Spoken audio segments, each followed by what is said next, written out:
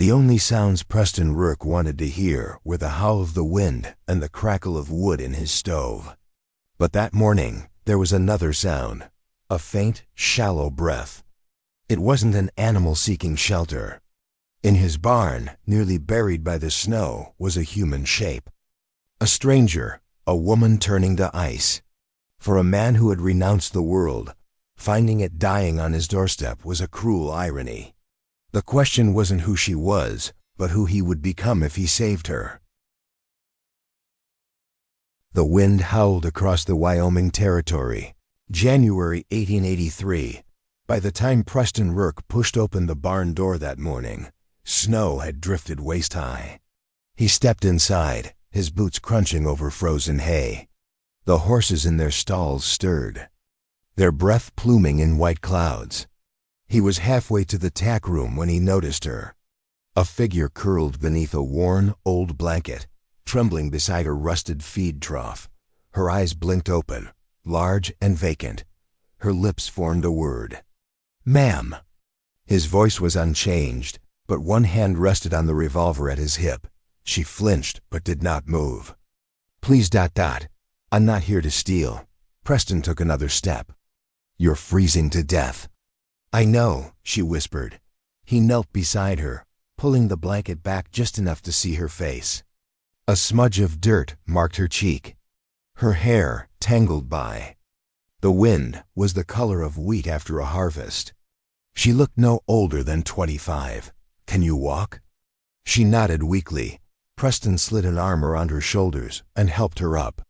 She was impossibly light and leaned into him as if she had no strength left. He guided her outside, the biting cold piercing his coat. Inside, he added more wood to the stove until the fire roared and wrapped her in quilts from the bed. She sat in the rocker, silent, her teeth chattering. He poured a cup of hot coffee and handed it to her. Her hands shook too much to hold it, so he knelt again, using his own hands to steady the cup for her.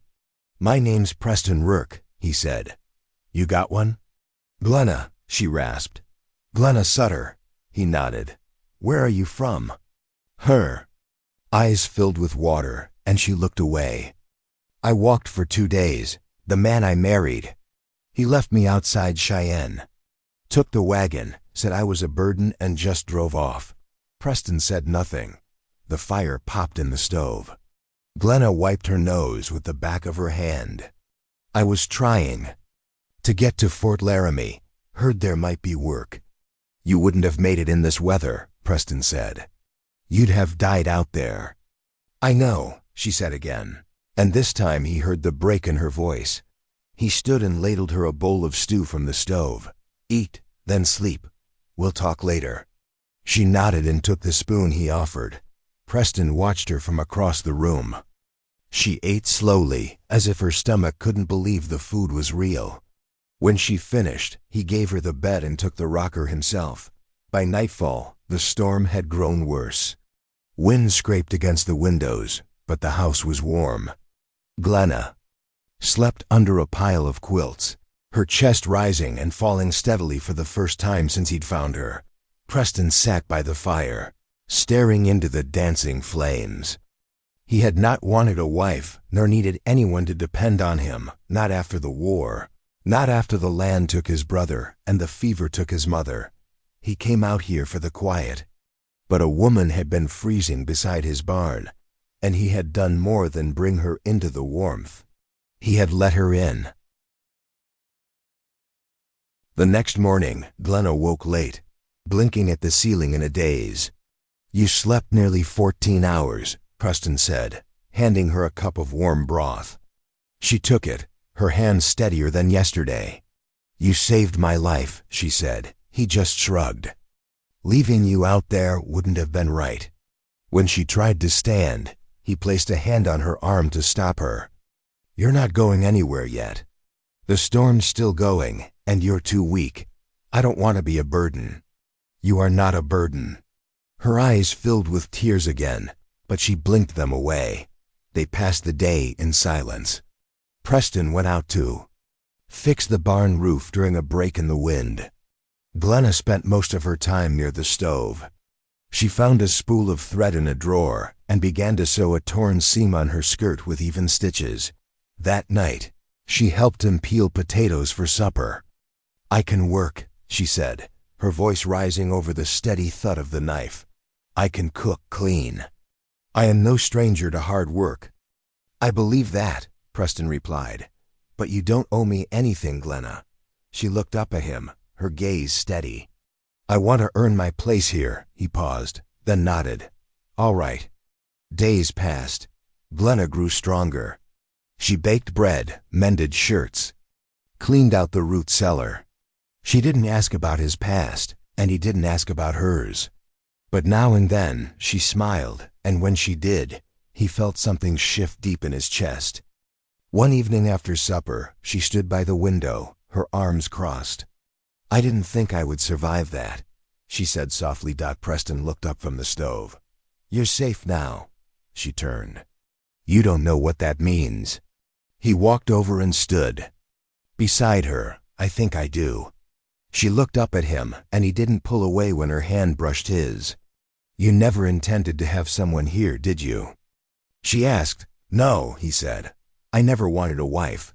She nodded, and he saw a flicker of pain in her face. "But," he added, "then I found you freezing by my barn." Her eyes met his, wide and searching. "And I offered more than just warmth," he said. She stepped closer, her hand sliding into his, and she didn't let go. "Then let me stay." His voice was rough. "I want you to, too." The wind outside howled again, but inside the house was steady and warm. And for the first time in years, so was Preston's heart. By the middle of February, the harsh cold had softened. Snow still clung in patches to the north side of the hills, and mud sucked at Preston's boots whenever he hauled water. But the mornings no longer burned the skin. Glenna had taken to walking the fence line with a quiet focus, checking for places where the wire had drooped beneath winter's weight. She wore a pair of ill-fitting leather gloves and carried a coil of wire she had wound herself. One morning, Preston watched her from the porch, his arms crossed over his chest. He didn't offer to help. She hadn't asked. She returned at noon, her cheeks flushed from the wind and sun. "The east pasture is solid. The south side needs mending." He nodded. "I'll ride out after lunch. I can go." He stepped down from the porch. "You've done enough today." She untied the scarf from her neck and tucked it into her coat pocket. "It's not a matter of enough. It's what needs doing." He looked at her a long moment, then said, "I'll bring the tools. You carry the nails." They rode in silence, she on his brother's old mare, a gentle and slow-moving animal. The land stretched out, vast and pale, broken only by the dark skeletons of cottonwoods along the creek. She didn't fidget or fill the quiet with chatter. He found he liked that. At the south fence, they worked side by side. She held the wire taut while he hammered the staple into the post. Her hands were steady, her eyes sharp.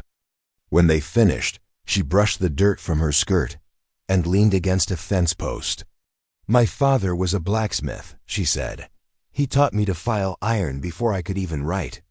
Preston glanced at her. "Is that so?" he said. "A skill keeps a person alive longer than prettiness does." He rested his hand on the top rail, his thumb tracing a knot in the wood. "You ever think you'd end up out here?" "No," she said. "But I'm not sorry I did." He didn't answer.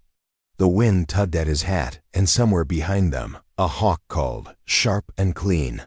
They rode back slower. The sun was low when they reached the house. Glenna slid from the saddle, stiff-legged but without a word of complaint. As she led the horse toward the barn, Preston caught her elbow. "Come inside first. I made stew. It'll get cold if we wait." She hesitated, then nodded. Inside, the lamplight cast a soft golden glow. The stew was thick with barley and dried beans. Glenna ate without speaking, but her gaze kept drifting to the window, where dusk pressed in. After the meal, she rose to clear the dishes. Preston filled the kettle without being asked. When she turned to thank him, her eyes lingered on his face for a second longer than necessary. "Are you always this quiet?" she asked. He folded a dish towel with precise movements. "I only talk when there's something worth saying." She gave a small nod. "I used to fill the silence just to keep people from asking questions." He looked at her. "You don't have to do that here." She didn't answer, but when she passed him the last plate, their fingers brushed, and she didn't pull away. That night, she didn't return to the bed. She brought her blanket to the rocker, arranged it carefully, and sat watching the fire burn low. Preston stood in the doorway, his arms loose at his sides. "You can have the bed. I'll take the rocker tonight. I'm not sleeping in your bed while you take the chair." "I've endured worse," he said, "in worse company." She held his gaze. "You said you never wanted a wife." "I didn't. Do you still feel that way now?" He was silent for a long time. Then he said, "I don't know what I feel, Glenna, but I know I don't want you to be cold again." "Not ever." She stood slowly, the blanket falling from her shoulders. "Then let's make a place where neither of us is." Cold. Preston didn't move, but something in his chest loosened. He reached out, and she stepped into his arms, as if she had been waiting her whole life for that exact moment. March brought thawing ground and the first signs of life pushing up through the hard earth. A patch of wild crocus appeared near the well, pale purple and stubborn.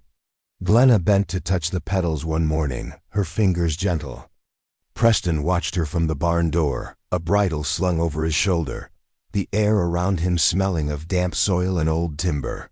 That evening, Glenna stood in the lean-to, her sleeves rolled high above her elbows, scrubbing the grime from a battered tin kettle.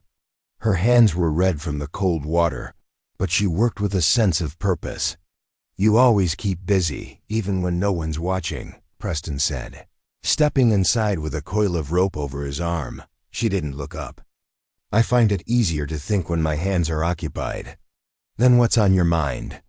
She hesitated, then rinsed the kettle and set it on the shelf. "There's a letter I never sent, for my sister in Missouri.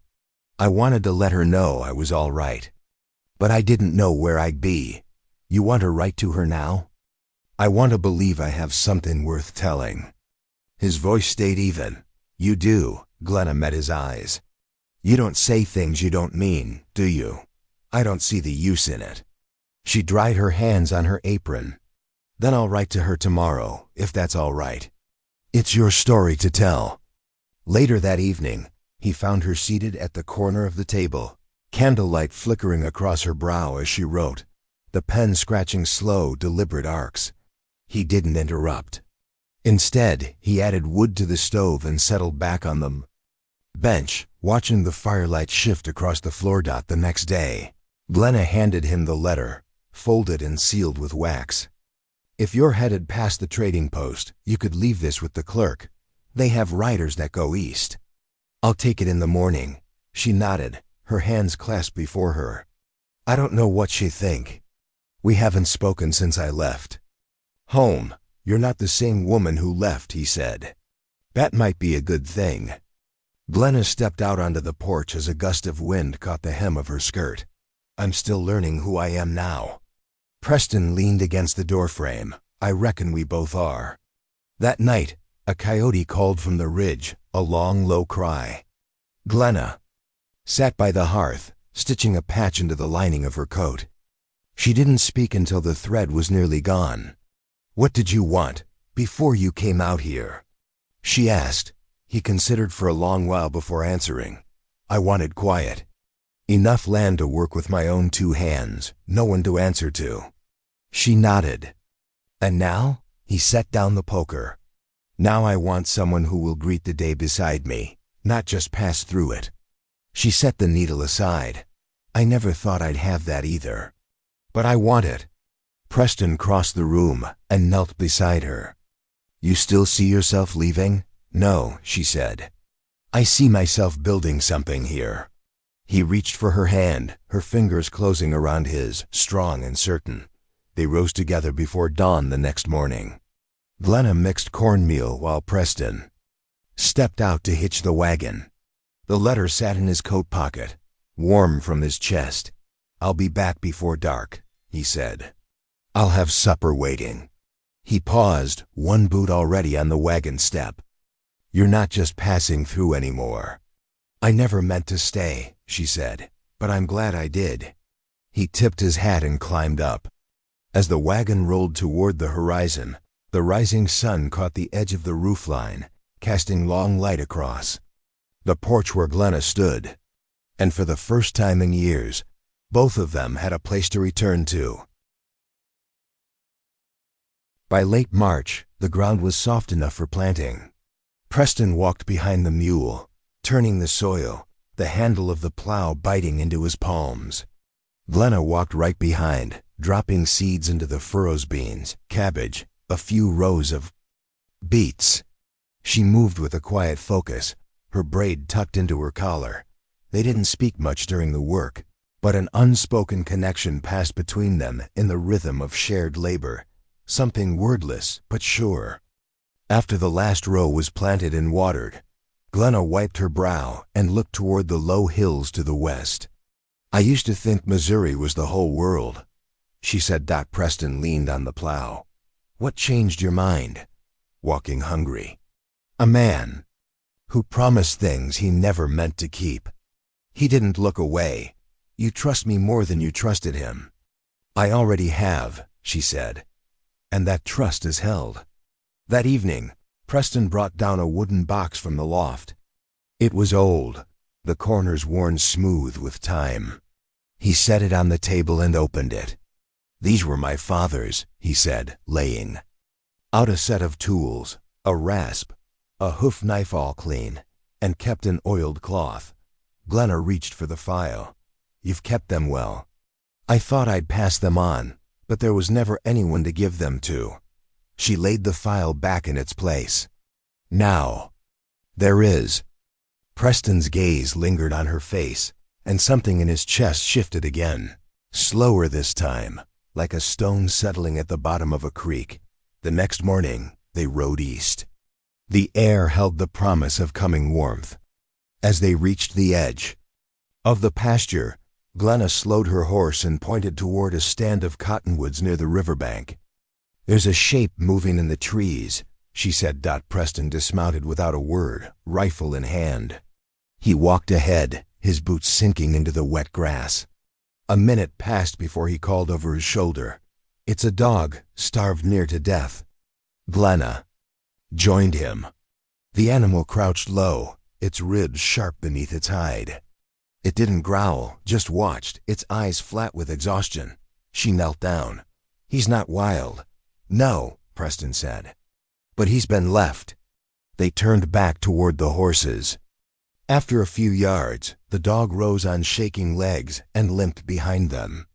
By afternoon, it slept beneath the porch, its belly full. "He reminds me of how I felt when you found me," Glenna said.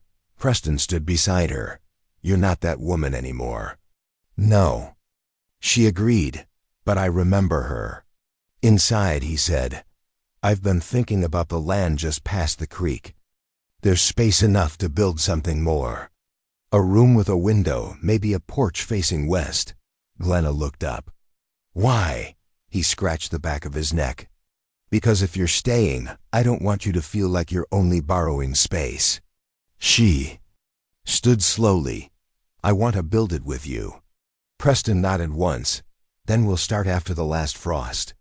That night, she pulled the curtain across the window and turned toward the bed. Preston had already banked the fire. She stepped close and laid her palm flat against his chest. "I've never known a man to ask for nothing and offer more than he says." He covered her hand with his. "I never knew I had more to offer until I met you." The wind outside had quieted, and the air in the house held the scent of tilled earth and pine smoke. Glenna leaned into him, and he held her without hesitation.